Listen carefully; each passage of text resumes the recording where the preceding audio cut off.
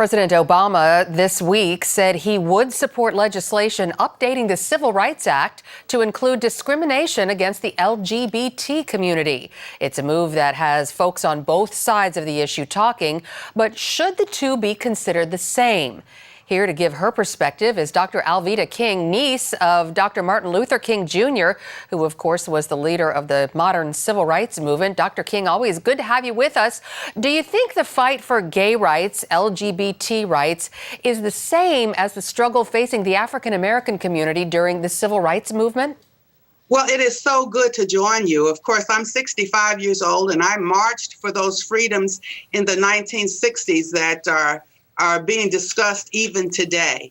I can remember my uncle, Dr. Martin Luther King Jr., my father, his brother, Reverend A.D. Williams King, discussions about human sexuality and the battle that was going on in those days regarding skin color. So we were dealing with being one human race, according to Acts 17:26, one blood, so to speak.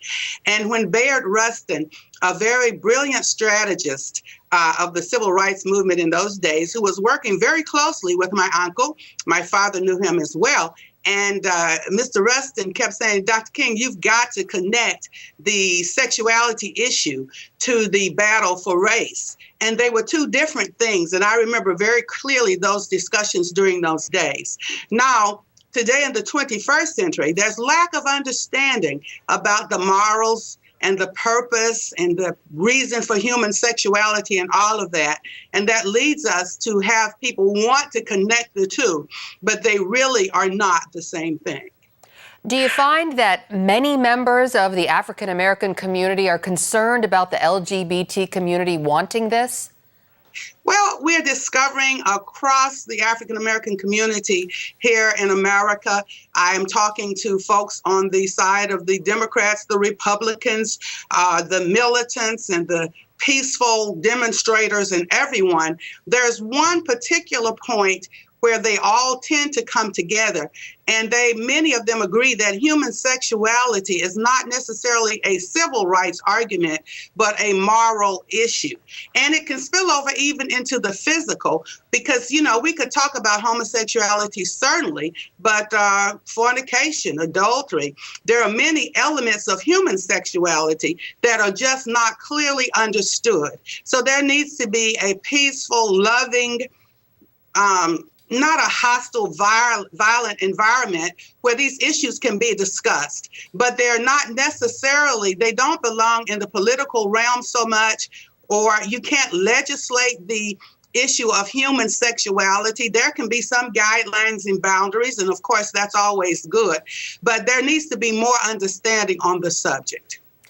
What impact have African-American Christians in particular had on some of the issues out there, like what was going on in Houston, the Hope Ordinance, and even a few years back, California's Prop 8 defining marriage as one man, one woman? Well, you know, now I'm also pro-life. I'm director of African American outreach with Priests for Life. And I was really surprised we did not get as much outrage or outcry when we are dealing with the African American pastors with the subject of abortion. They'll admit that is a baby and no, abortion's not good, but that doesn't reflect at the polls as much as the issue of the human sexuality thing.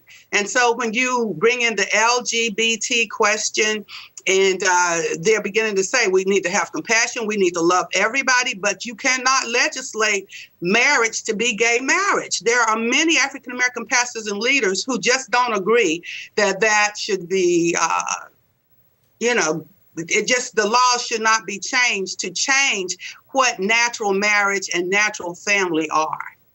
So you specifically, as someone who is on the forefront of the civil rights movement in the United States, do you think there should be a distinction between marriage between a man and woman and unions between two men or two women?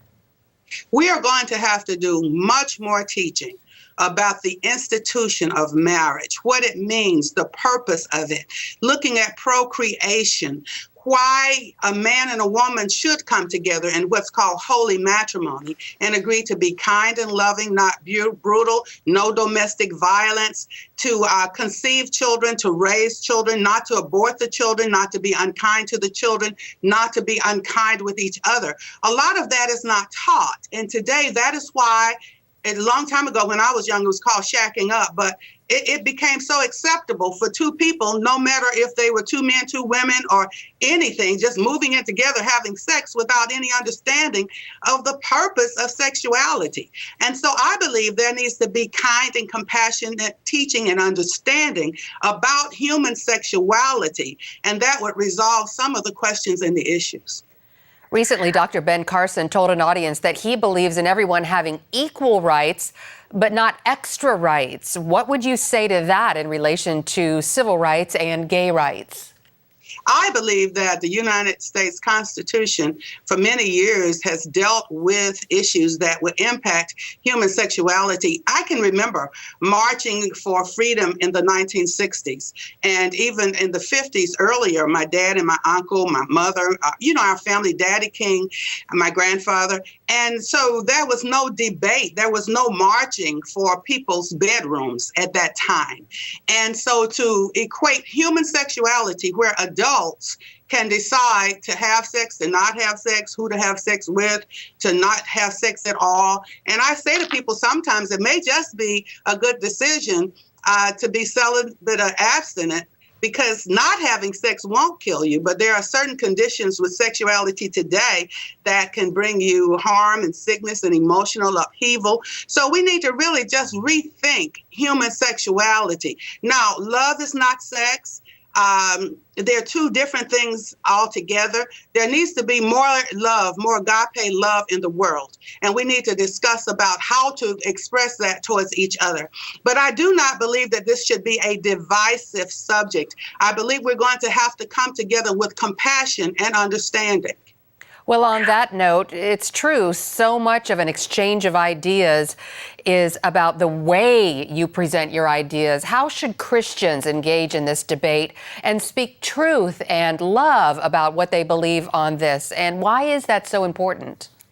I talk to many young people today, and here I am at 65 years old. I'm divorced, and somebody says, well, you're not sleeping with anybody. You need to go get a hookup. And I laugh about that. I say, the hookup I need, of course, is to heaven. We may not always agree with God's plan for human sexuality for many reasons. And we may not agree, but that does not change the word of God. But there needs to be more compassionate teaching and understanding among Christians, speaking the truth in love. It's just, I have spent more time not talking to people about homosexuality, but generally human sexuality, saying to people, why are you sleeping with somebody you're not married to them? And so I said, you don't care enough about each other to get married, but you feel like you just need to have sex. And we have these discussions, and more people in the circles where I minister and pray are beginning to rethink that. And as a matter of fact, I performed a marriage a few days ago, and the people had agreed to be celibate. It was a man and a woman, and not to have sex with each other until they got married. And they had been living together for years, having sex and doing everything. And I'm seeing more and more of that. So to argue or to berate someone because of their sexual condition is wrong. That's absolutely wrong. God would not have us do that. Jesus would not have us do that. But God still is very clear on the purpose of human sexuality. And in the Bible, it says, for this cause, a man shall leave his family, his mother and father, and cleave to his wife. That's a male and a female. So that has just been so changed.